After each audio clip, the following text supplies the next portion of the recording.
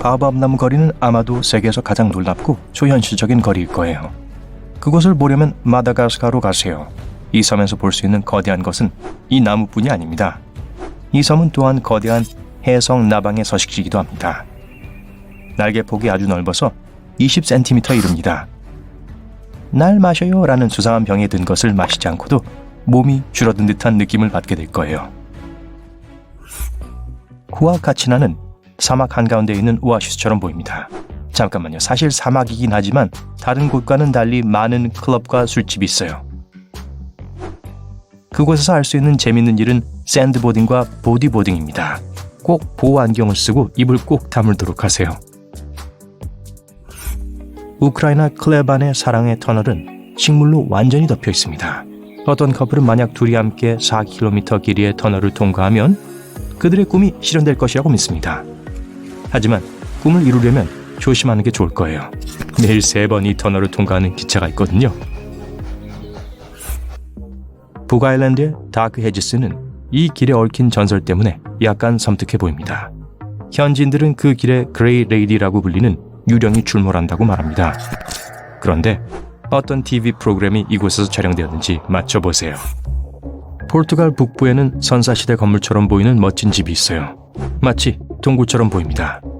사실은 오두막집이에요. 카사도 페네도라고 불리는데 바위집이란 뜻입니다. 지금은 작은 박물관이에요. 멀리서 보면 거대한 돌처럼 생겼고 어떤 불가사의한 생명체가 살고 있을 것처럼 보입니다. 그런 집 또 하나가 이탈리아 레시아호 가운데 있습니다. 이 호수는 홍수로 생겨난 인공호수입니다. 이곳은 물속에 서 있는 14세기 교회로 유명한데 그곳에 걸어서 갈 수 있는 유일한 시기는 호수가 얼어붙는 겨울뿐입니다. 만약 얼어붙는다면요. 확실히 산책할 수 있는 한 호수는 바이칼호입니다. 당연하죠. 시베리아의 중심부에 위치해 있고 매년 겨울마다 얼어붙거든요. 너무 커서 섬이 27개나 있어요.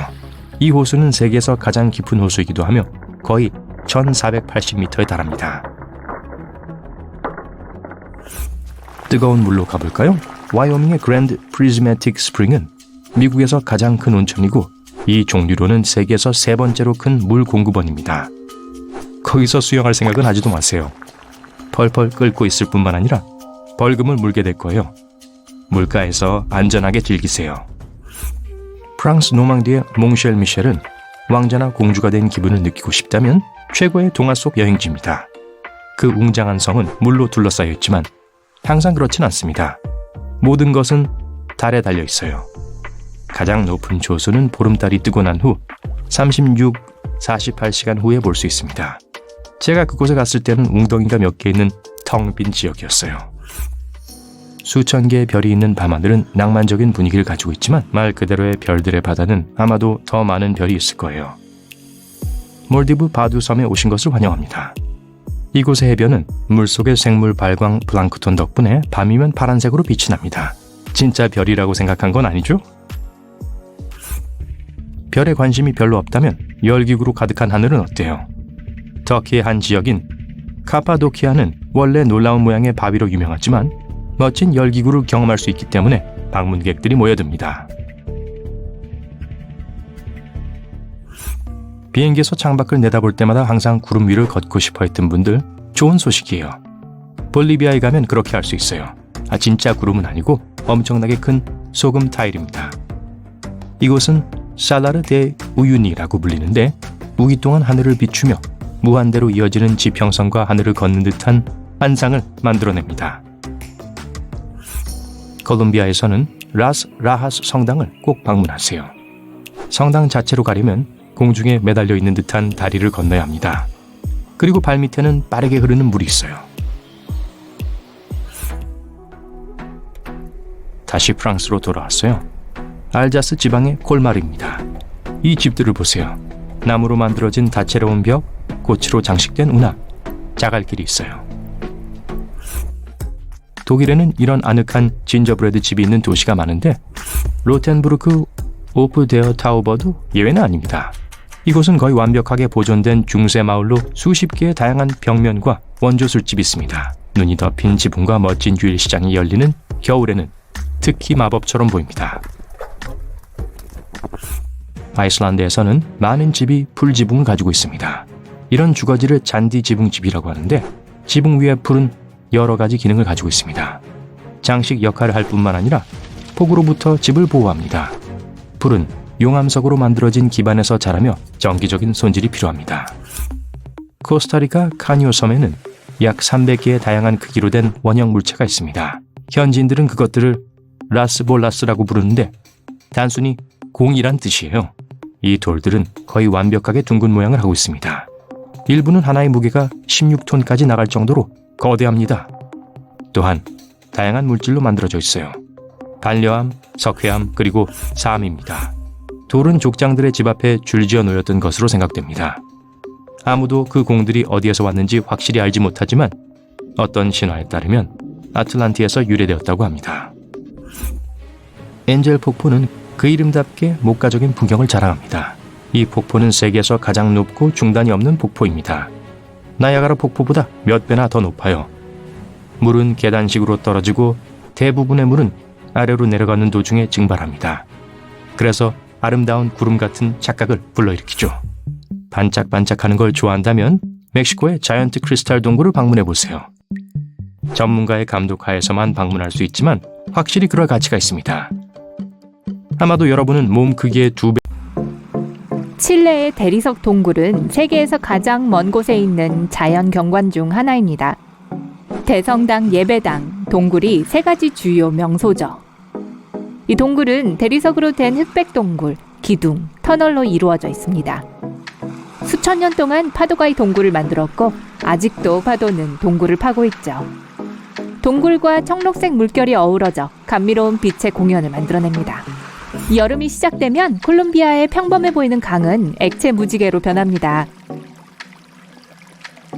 세계에서 가장 아름다운 강으로도 알려진 카니오 크리스탈레스는 빨강, 검정, 초록, 파랑, 노랑의 5가지 색으로 반짝입니다.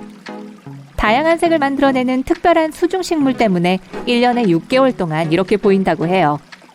완벽한 양의 햇빛과 물이 만들어내는 마법 같은 경관이죠. 인도 도키에 위치한 강은 카야킹들의 꿈입니다. 에메랄드 빛에 바닥까지 아주 투명해서 예쁜 조약돌, 돌, 물고기 등 어선이 유리 위에 떠 있는 것처럼 보여요. 들리는 소리라고는 강물에 소용돌이 치는 소리와 가끔 날아가는 새소리뿐입니다. 세계에서 가장 깨끗한 마을 중 하나는 에메랄드 강에서 멀지 않습니다. 폭우 속에서도 매일 일하는 환경미화원 3명이 있고 주민들은 마을 곳곳에 꽃과 식물을 심고 차도 허용되지 않아요. 관광객들의 주차 요금은 거리 청소 비용에 쓰이게 됩니다. 쓰레기를 버리면 어떻게 되냐고요?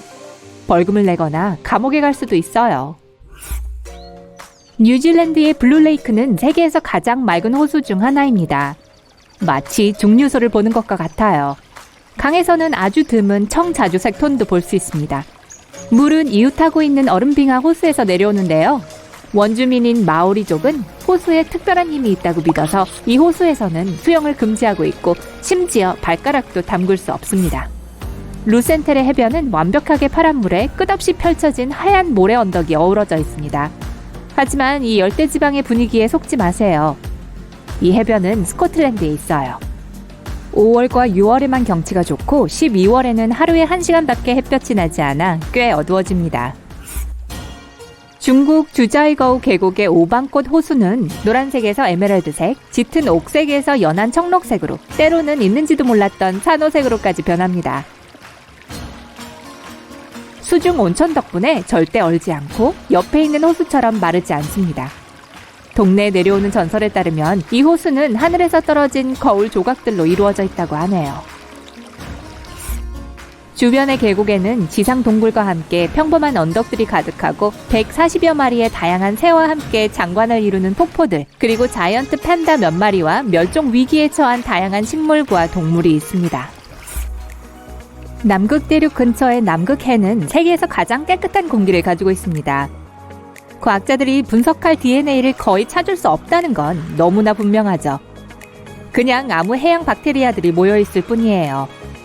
남극 대륙은 99%가 얼음이고 입이 떡 벌어지는 푸른 빙하, 활화산, 그리고 세계 어느 곳보다 더 서걱서걱하고 깨끗한 눈이 세상에서 단 하나뿐인 아름다운 풍경을 만들어냅니다. 하와이에 있는 할레아칼라산은 세계에서 가장 조용한 곳 중 하나입니다. 이곳의 경비들은 종종 완벽하게 영의 소리를 측정한다고 해요. 할레아칼라는 하와이어로 해의 집이라는 뜻이며 100만 년 된 화산에 의해 형성되었습니다. 용암이 수년간 쌓여 산으로 변한 것이죠. 이곳의 날씨는 독특하고 예측하기가 어렵다고 합니다. 현재 세계에서 가장 고립된 정착지인 에든버러 오브 더 세븐 시즈까지 남아프리카에서 배를 타고 가면 거의 일주일이 걸립니다. 이름이 참 대단하죠? 이곳에 가려면 지방정부의 특별 허가를 받아야 합니다. 약 300명의 동네 사람들은 모두 서로를 가족처럼 대하며 자신들의 음식을 재배하고 섬을 완벽히 깨끗하게 유지합니다. 호주의 데인트리 숲은 세계에서 가장 오래된 열대우림입니다. 1억 년 이상 지속되어 왔으며 1만 2천 종의 곤충이 서식하고 있고 호주의 나비 및 박쥐 개체수의 약 90%가 이곳에 서식하고 있습니다. 또한 약 3천 종류의 다양한 식물이 서식하고 있습니다. 인도양 바자루토 군도에는 수정처럼 하얀 모래와 오염되지 않은 산호초가 있습니다. 그리고 관광객은 거의 없어요. 이곳은 공식적인 해양보호구역이라서 상업적인 낚시도 금지되어 있고요. 전통적이고 낡은 배를 탄 어부들을 여기서 볼 수 있을 거예요. 따라서 이곳의 산호는 여전히 완벽한 상태를 유지하고 있습니다. 바자루토는 마지막까지 남은 바다소들의 고향이기도 합니다. 신비한 에메랄드빛 대나무 숲은 교토에서 기차로 가까운 곳에 위치해 있습니다. 마치 다른 우주로 가는 통로 같아요. 삐걱거리고 바스락거리는 소리가 일본 100대 음향 경치 중 하나로 꼽힙니다. 이곳의 장인 예술가들은 대나무로 바구니, 컵받침, 젓가락 받침대를 만듭니다. 브리티시 컬럼비아 주의 그레이트 베어 열대우림은 천년된 참나무, 이기가 낀 폭포, 화강암 색깔, 수정같이 맑은 개울로 유명합니다. 이곳은 스피릿 베어라고도 알려진 희귀한 크림색 커모드 곰의 집이기도 합니다. 시카 사슴, 회색 늑대, 퓨마, 산양, 범고래, 연어, 바다사자, 해달, 흑등고래도 이곳에 살아요. 사진으로 보세요. 바부다에 있는 솜사탕 핑크샌드 비치의 비밀은 작은 단세포의 붉은 생물과 함께 으깨진 산으로 만들어졌다는 겁니다. 파도가 충분히 세지면 유명한 분홍 태국 북동부에는 거대한 고래 가족이 숲을 헤엄쳐 지나갑니다. 물론 진짜 고래는 아니에요. 사실은 7,500만 년 동안 형성된 암석의 일부입니다. 오래전 태국의 이 지역은 사막에 불과했습니다. 지각이 움직이며 사암을 밀어 올리고 이 아름다운 산을 만들어낸 거예요. 이어져 있는 산책로를 따라 걸으며 하루를 보내고 싶으시다고요? 누구나 이 랜드마크에 갈 수 있습니다. 그리고 이 장소는 관광객들에게 점점 더 인기가 많아지고 있는데요. 일단 고래 한 마리의 뒤에서 끝없이 펼쳐진 초록 바다를 내려다보면 그 이유를 알 수 있을 거예요. 이 등산로에는 폭포와 이국적인 동식물이 다양하고 꼭대기에서는 이웃나라 라오스를 바로 볼 수도 있어요. 암석의 모양은 고래들이 함께 수영하는 것처럼 보이는데요. 이름이 새고래 바위라는 건 놀랍지 않죠? 거대한 고래 등에서 태국을 볼 수 있다니 정말 멋질 것 같습니다. 2011년 3월 캐나다의 한 광산을 파던 일꾼 하나가 놀라운 발견을 했습니다. 거의 완벽하게 보존된 노도사우루스 화석을 발견한 거예요. 이 멸종된 공룡은 무게가 약 1360kg이고 몸 길이 5.5m에 달할 것으로 추정됩니다. 1억 1천만 년이 넘었지만 이 화석은 매우 잘 보존되어서 공룡의 육중한 갑옷과 비늘 같은 피부가 선명히 드러나 있습니다. 이 놀라운 발견을 파헤치는 데는 거의 1년이라는 시간이 걸렸습니다. 마침내 이 화석은 2017년에 캐나다의 한 박물관에서 공개되었습니다. 피부를 분석한 결과 예상치도 못하게 노도사우루스는 오늘날의 도마뱀이나 나방처럼 위장을 할 수 있었을 것이라는 분석이 나왔습니다. 걸어다니는 탱크와도 같은 거대한 크기와 척추뼈도 모자라서 말이죠. 오늘날까지도 연구되고 있는 이 공룡은 오랜 시간 동안 발견된 것 중 가장 중요한 화석 중 하나로 기록될 수 있습니다. 이 화석의 작은 특징들이 과거의 미스터리를 더 많이 밝혀내는데 도움을 줄 수 있을 거예요. 보이니치 필사본은 세계에서 가장 불가사의한 문서입니다. 1912년 발견된 이래 이 필사본을 발견한 모든 사람들에게 이 문서는 완전히 수수께끼였습니다. 기이한 외계식물과 미지 물체의 그림, 점성술 기호까지들이 가득하죠. 하지만 가장 흥미로운 점은 글입니다. 본문에 사용된 언어는 전혀 해독할 수 없습니다. 누가 어디에서 쓴 것인지 아무도 알 수 없죠. 우리는 그 글이 진짜로 기능적인 언어였는지 혹은 단지 이 하나의 문서를 위해 만들어진 언어인지조차 알지 못합니다. 다양한 식물 그림도 역시 흥미롭습니다. 필사본에 있는 대부분의 식물은 식물처럼 보이기는 하지만 알려진 어떤 식물종과도 일치하지 않습니다. 영국의 한 응용 언어학 교수는 이 책의 글자 중 일부를 해독했다고 주장했지만 우리는 이 불가사의한 글에 대한 더 이상의 정보를 알지 못합니다. 남반구로 여행을 떠날 계획이라면 퀸즐랜드의 미스터리 큐레이터를 꼭 들르셔야 합니다. 번다버그와 진진의 중간쯤에 있는 곳으로 호주의 가장 놀라운 장소 중 하나입니다. 이름부터가 어마어마하죠? 1971년 이 부지는 애호박과 감자를 재배하는 농부의 소유였습니다. 이 농부가 농장을 확장하려고 하면서 쟁기질을 시작했는데 들판에서 큰 바위가 계속해서 걸렸습니다. 들판의 바위를 자세히 봤더니 그곳에는 바다 화석과 이상한 분화구 몇 개가 있었어요. 농부는 자신이 발견한 것을 지질학 교수들에게 알렸고 교수들은 이 바위를 연구하기 시작했습니다. 지질학자들은 그 지역을 파내기 시작했고 그곳에서 분화구가 가득한 거대 사암과 옥석층을 발견했습니다. 분화구는 모두 35개였고 암석층은 약 2,500만 년 된 것으로 추정됩니다. 이 미스터리를 연구하는 과학자들은 온천, 과거의 해양활동, 유성이 이 분화구들을 만든 가장 유력한 원인이라고 생각합니다. 그리고 저는 이 동네 이름을 번다버그와 진진이라고 지은 사람이 누구인지 참 궁금하네요. 정말 재미있는 이름이에요. 안티키테라 메커니즘은 고대 계산기의 한 종류인데요. 특별한 디자인으로 과학자들을 여전히 놀라게 하고 있습니다. 약 2000년 전 그리스의 배가 안티키테라 섬의 해안에서 침몰했습니다. 잔해는 1900년에 발견되었는데요. 다이버들은 고대 유물들 중 일부를 꺼낼 수 있었습니다. 고고학자들은 잔해에서 발견된 것을 분류하기 시작했습니다. 그리고 다른 어떤 것과도 어울리지 않는 물건을 발견했어요. 고대의 것으로 보였지만 기술적으로 아주 진보된 놀라운 장치였죠. 이 기계는 사용자가 시간과 별의 움직임, 일식, 달의 위상을 계산할 수 있었고 심지어 올림픽 같은 행사의 카운트다운을 놀라울 정도로 정확하게 셀 수 있는 계산기 역할을 했습니다. 이 정도의 기술이 이 잔해가 고대 그리스의 배에서 나왔다는 게 설명하기 거의 불가능할 정도입니다. 톱니바퀴 시계는 유럽에서 14세기경 만들어지기 시작했으며 그 어떤 장치도 이 기계와 닮은 구석이 없었어요. 어떻게 이 기계가 그 시대로부터 1400년 전에 만들어졌을까요? 안티키테라의 침몰과 계산기의 분실이 기술의 발전을 수백 년이나 지연시키게 되었던 걸까요?